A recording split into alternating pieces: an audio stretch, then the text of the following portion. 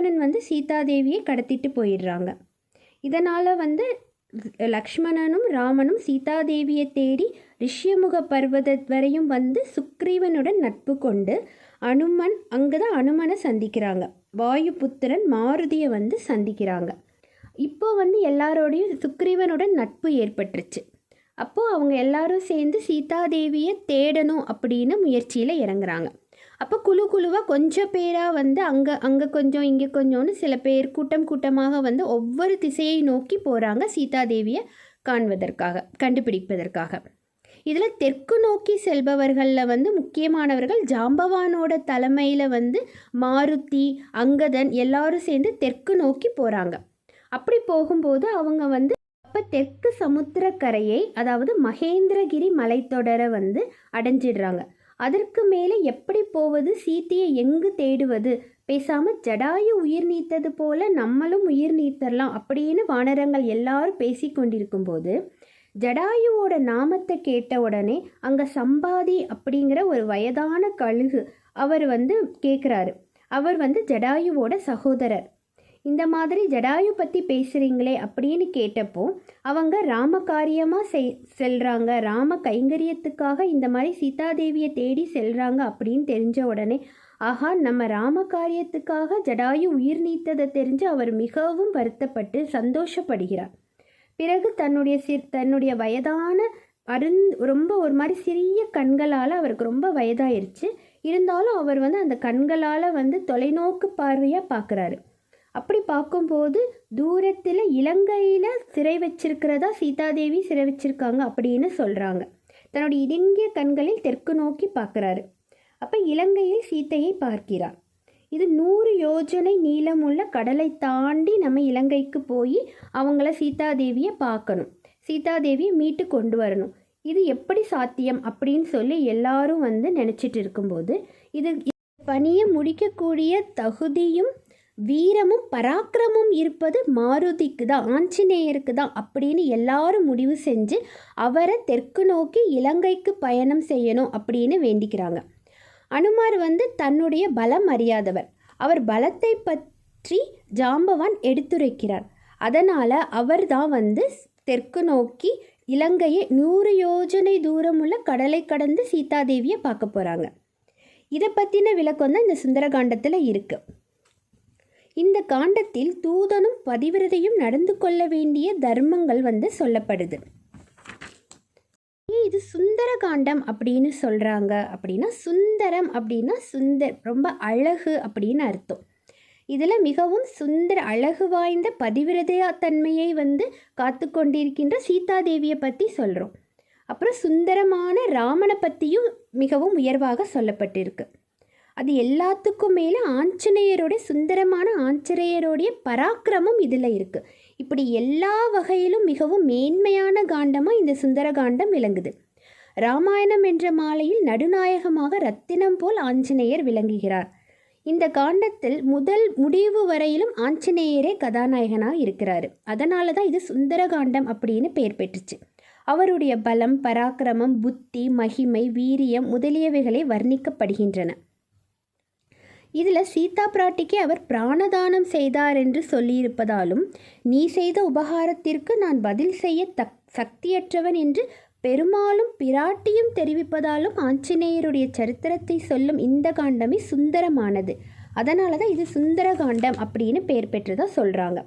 பிறரால் செய்ய முடியாத அபூர்வமான காரியத்தை செய்ய நிச்சயம் கொண்டு இப்போ ஹனுமான் உயர்ந்த தலையையும் கழுத்தையும் உடையவராக பசு கூட்டங்களுக்கு தலைவனான காளையை போல விளங்குகிறாராம். வைடூரிய வர்ணமுடையதால் சுத்த ஜலத்தை போல் பிரகாசிக்கும் இளம்புல் நிறைந்த மகேந்திர பர்வதத்தின் மேற்புறங்களில் சுகமாய் உலாவினார். இப்போ மகேந்திர பர்வதத்தில் இருந்து அவர் வந்து தெற்கு நோக்கி இலங்கைக்கு புறப்பட தயாராகிவிட்டார்.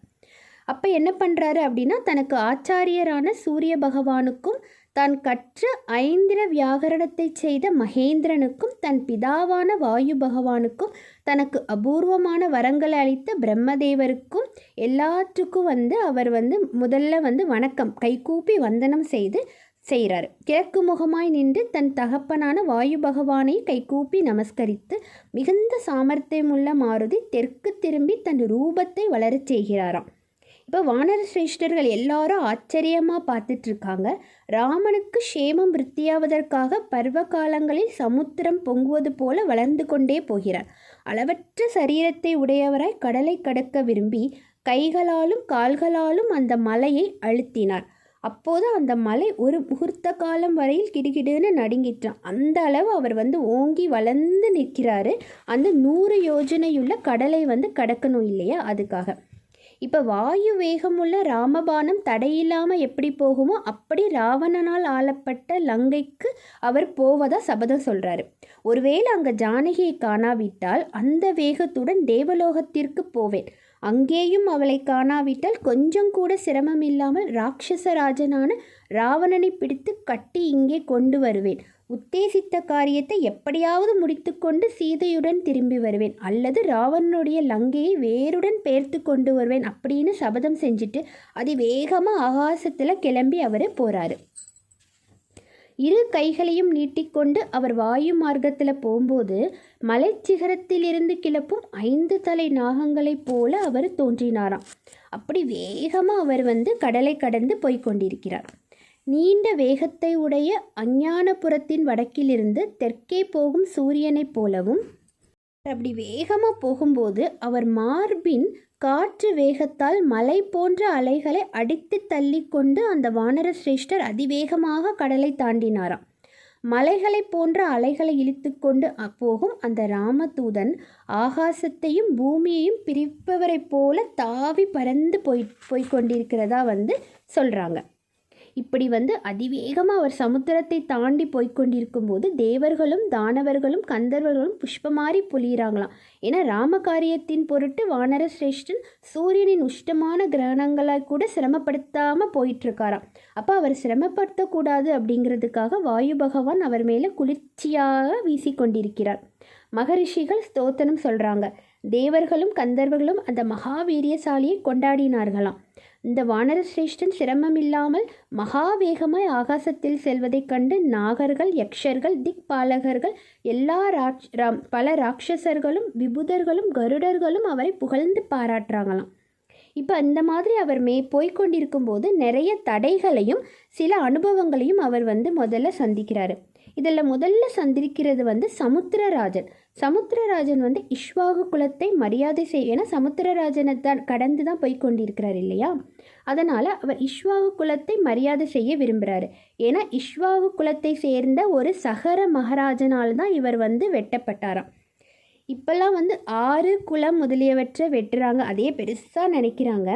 அந்த காலத்தில் இஷ்வாகு குல அரசர்கள் கடலையே வெட்டி கடலையே உருவாக்கியிருக்காங்க.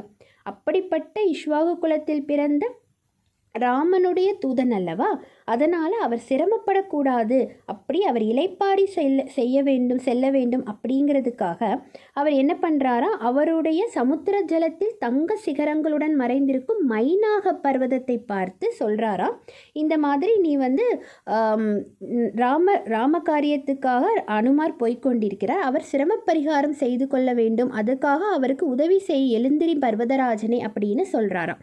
அப்போ பர்வதராஜன் என்ன சொல்கிறாரு அப்படின்னா, அதுக்காக அவர் மிகவும் சந்தோஷப்பட்டுடன் தனக்கு எதிரில் தடையில்லாமல் சென்று கொண்டிருக்கும் மாருதியை பார்த்து நீங்கள் தயவு செஞ்சு என்னிடம் தங்கி சிரம பரிகாரம் செய்து கொள்ள வேண்டும் அப்படின்னு கேட்குறாங்க. அப்போ மாருதி இதை பார்த்து இது என்னடா முதல் தடை, தன்னை நோக்கி அப்படியே எழுந்து பர்வதராஜன் வர்றதை பார்த்து இதுதான் நம்மளோட முதல் தடை அப்படின்னு நினச்சிட்டு இருந்தாராம். அப்போ அவர் சொல்கிறாராம், வாயு வேக கருட வேகத்துடன் சகல திக்குகளிலும் அதிவேகமாக பறந்து போகுமா இந்த மலைகள். அதை கண்ட தேவகணங்கள், ரிஷிகள், சகல பூதங்களும் எங்கே நம்ம மேலே அந்த மலை விழுந்துருமோ அப்படின்னு பயந்துட்டு இருந்தாங்க. அப்போ தேவேந்திரன் அதிக கோபம் கொண்டு வஜ்ராயுதத்தால் அவைகளின் ரெக்கைகளை துண்டு துண்டாக வெட்டினானாம். பயங்கரமான வஜ்ராயுதத்தை தூக்கி கொண்டு கோபாவேசத்துடன் அவன் என்னிடம் வரும்போது, அதாவது இந்த பர்வதராஜனை நோக்கி வரும்போது, மகாத்மாவான வாயு பகவான் அவரை அடித்து சமுத்திரத்தில் அடித்து தள்ளிட்டாராம். அதனால் அவர் வந்து எந்த ஒரு அபாயமின்றி என்னை காப்பாற்றினார் அல்லவா. அப்போ வாயு தான் வந்து வாயு பகவான் அவரை காப்பாற்றினால வாயுவோட புத்திரன் ஆகிய உங்களை நான் பூஜிக்க வேண்டும் அப்படின்னு பர்வதராஜன் சொல்கிறாரு. இப்படி விசேஷ உபகாரம் பெற்ற நானும் சமுத்திரராஜனும் செய்யும் உபகாரத்தை நீங்கள் ஏற்றுக்கொண்டு எங்களை சந்தோஷப்படுத்த வேண்டும் அப்படின்னு சொல்கிறாங்க. அதை கேட்ட மாருதி, பர்வதராஜனே, நீ இப்படி சொல்வதையானால் நான் மிகுந்த பிரீதியடைந்தேன். உம்மை தரிசித்ததே எனக்கு போதும். நீர் எனக்கு செய்யும் அதிதி பூஜை இதுவே. இஷ்டப்படி நான் இங்கே தங்கவில்லை என்று கோபிக்கக்கூடாது. நான் உத்தேசித்த காரியத்தை செய்ய வேண்டிய காலம் என்னை சீக்கிரப்படுத்துகிறது. நான் சீக்கிரமாக லங்கைக்கு போக வேண்டும். உங்களோட அதிதி பூஜையை என்னால் ஏற்றுக்க முடியாது அப்படின்னு சொல்கிறாங்க.